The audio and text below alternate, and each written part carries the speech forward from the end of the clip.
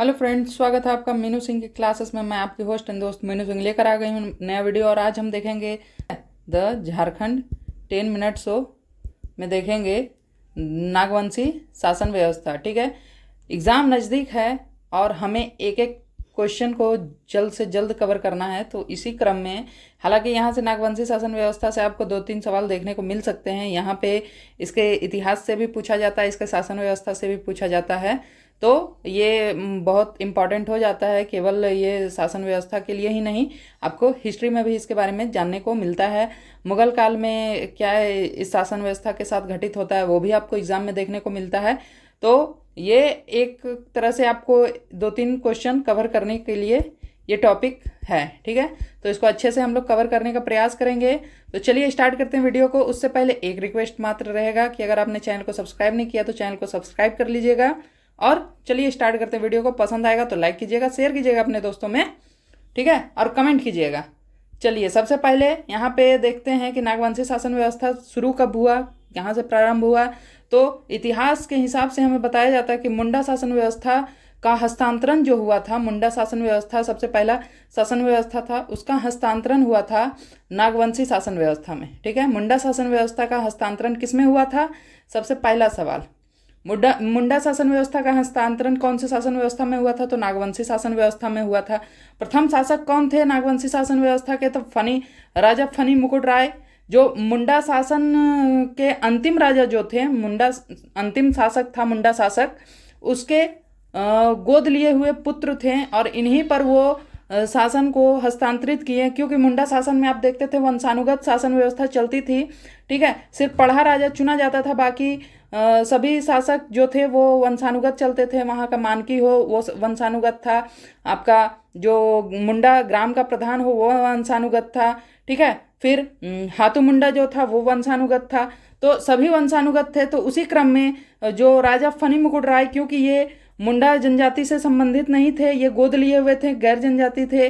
तो जब मुंडा जनजाति का शासन व्यवस्था हस्तांतरण किया गया फनी मुकुट राय को, तो फनी मुकुट राय ने नया शासन व्यवस्था बनाया और उसका नाम दिया नागवंशी शासन व्यवस्था। क्लियर? चलिए दूसरा क्वेश्चन क्लियर हो गया। नागवंशी शासन व्यवस्था के राजा बने फनी मुकुट राय। नागवंशी शासन प्रथम शताब्दी में प्रारंभ हुआ। ठीक है, प्रथम शताब्दी में ये प्रारंभ हुआ। प्रथम शताब्दी में कब प्रारंभ हुआ ये भी सवाल पूछा जाता है। तो प्रथम शताब्दी में इसको आप देख सकते हैं 64वीं ईस्वी में। ठीक है, 64वीं ईस्वी में देखा जाता है नागवंशी शासन व्यवस्था प्रारंभ हुआ। इसकी जो व्यवस्था थी वो 16वीं शताब्दी तक अपरिवर्तित रही। मतलब कि यहाँ पर जब तक मुगल काल का प्रभाव नहीं पड़ा, तब तक जैसी थी नागवंशी शासन व्यवस्था एज इट इज चलती आ रही थी। प्रथम शताब्दी से 16वीं शताब्दी तक ये चलती गई एक जैसी ही। यहाँ पे कर व्यवस्था नहीं था, यहाँ पे जो था मालगुजारी नहीं चलता था, ये सभी चीज़ें। लेकिन 16वीं शताब्दी में मुगल शासन का यहाँ पे आगमन हुआ और नागवंशी शासन व्यवस्था का जो व्यवस्था था वो डगमगाने लगा, क्योंकि मुगल शासन का प्रभाव पड़ने लगा इस पे। ठीक है, तो अगला है 1885 ईस्वी में मुगलों के बढ़ते प्रभाव के कारण मुगलों को मालगुजारी देने के लिए बाध्य होना पड़ा, जो कि पहले नहीं था। वो अपने मन से वहाँ के जनता कर देती थी। ठीक है, अगर वो बहुत खुश होती थी अपने राजा से तो वो कर देने को इच्छुक होती थी तो वो देती थी। लेकिन ऐसा मालगुजारी करके वहाँ पर कुछ व्यवस्थित नहीं था कि मालगुजारी देना ही देना है। लेकिन 1585 ईस्वी के बाद मुगलों के प्रभाव को बढ़ते देख कर वहाँ पर मालगुजारी लागू करने लगा, बाध्य होने लगे वहाँ के लोग कि मालगुजारी देना ही देना है। तो उसी में जो आपका जो कर था वो 1615 ईस्वी में एक राजा बने दुर्जन साल। वो कर न देने के कारण, मालगुजारी न देने के कारण उनको 12 वर्ष तक ग्वालियर किले में कैद करके रखा गया। और ये भी सवाल पूछा जाता है कि कौन से राजा को ग्वालियर के किले में कैद किया गया था मुगलों द्वारा? वो थे दुर्जन साल। और कितने वर्ष के लिए? तो 12 वर्ष के लिए किया गया था। 1665 ईस्वी में, 1615 ईस्वी में कैद किया गया था और 1627 ईस्वी में छोड़ा गया और उनकी सत्ता वापस कर दी गई। कि कब? जब वो 6000 प्रति वर्ष कर देने के लिए तैयार हुए तब। 6,000 प्रतिवर्ष कर देने के लिए तैयार हुए तो उनको सत्ता वापस की गई 1627 में, और 12 वर्ष के लिए उनको ग्वालियर के किले में कैद किया गया था। अब जो था नागवंशी शासन का राजधानी कहाँ था, तो नागवंशी शासन का राजधानी था सुतियाम्बे। सुतियाम्बे में उनकी पहली राजधानी थी। ये भी आपको पूछा जाता है कि नागवंशी शासन का राजधानी कहाँ पे था, तो नागवंशी शासन का राजधानी था सुतियाम्बे। ये पहली राजधानी है, ये ध्यान में रखिएगा, ठीक है। ये बेसिक बातें हो गई। अब इनकी सत्ता को देखते हैं हम, इनकी शासन व्यवस्था को हम लोग देखते हैं। शासन व्यवस्था से भी सवाल आपको बनेंगे। जब शासन व्यवस्था पूछा जाएगा जनजातियों की, तो शासन व्यवस्था से भी सवाल बनेंगे। तो इनकी शासन व्यवस्था जो है वो 3 क्रम में बांटी गई। नागवंशी शासन व्यवस्था ग्राम स्तर पे, ठीक है, पट्टी स्तर पे और राज्य स्तर पे, ये 3 स्तर पे नागवंशी शासन व्यवस्था को बांटी गई। तो सबसे पहले हम लोग देखते हैं ग्राम स्तर पे। ग्राम स्तर पे क्या था, तो प्रमुख अधिकारी होते थे। प्रमुख अधिकारी कौन होते थे, तो उसके ग्राम प्रमुख को क्या कहा जाता था, तो महतो या मुंडा, क्योंकि मुंडा शासन व्यवस्था से ये हस्तांतरित व्यवस्था थी, तो उन्हीं की लगभग सभी जो शासन थे वो एज इट इज चलते थे। तो उसमें ग्राम प्रमुख को क्या कहा गया, मुंडा या महतो, जो भी देखने को आपको मिले ऑप्शन में आप टिक कर सकते हैं, मुंडा या महतो, क्लियर। भंडारी एक वहाँ पे पोस्ट हुआ करती थी, वो क्या थी, तो भंडारी का कार्य था खेती करना और अन्न का भंडारण करना, ठीक है। खेती करना और अन्न का भंडारण करना भंडारी का काम होता था, क्लियर, ठीक है। और एक भंडारिक पोस्ट हुआ वहाँ पे। तो भंडारिक का क्या काम था, तो भंडार गृह का प्रहरी, मतलब भंडार का ये वॉचमैन हुआ करता था, गार्ड हुआ करता था।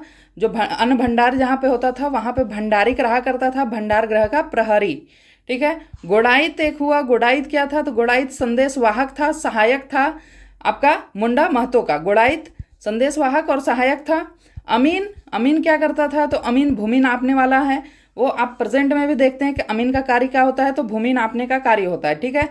चौधरी एक हुआ, वो क्या था, तो वो सहायक था किसका, महतो या मुंडा का, सहायक, क्लियर। बरकंदाज, जो वो आपने मुंडा शासन में देखा कि यह पुलिस का काम करता था। और पांडे क्या था, तो वकील था, ठीक है। यहाँ पे एक घटवार हुआ जो कि दंड की सामग्री का संग्रहण करने वाला बना। घटवार क्या हुआ, तो दंड की सामग्री को संग्रहण करने वाला बना, ठीक है। ये आप ध्यान में रखिएगा। मुंडा महतो कौन है, तो ग्राम प्रमुख है। भंडारी खेती करने वाला या अन्न भंडार करने वाला। भंडारिक क्या हुआ, तो भंडार गृह का प्रहरी। गोड़ाइत संदेशवाहक या सहायक हुआ। अमीन भूमि नापने वाला। चौधरी सहायक हुआ। बरकंदाज पुलिस। पांडे वकील। और घोटवार दंड की सामग्री संग्रहण करने वाला बना, क्लियर।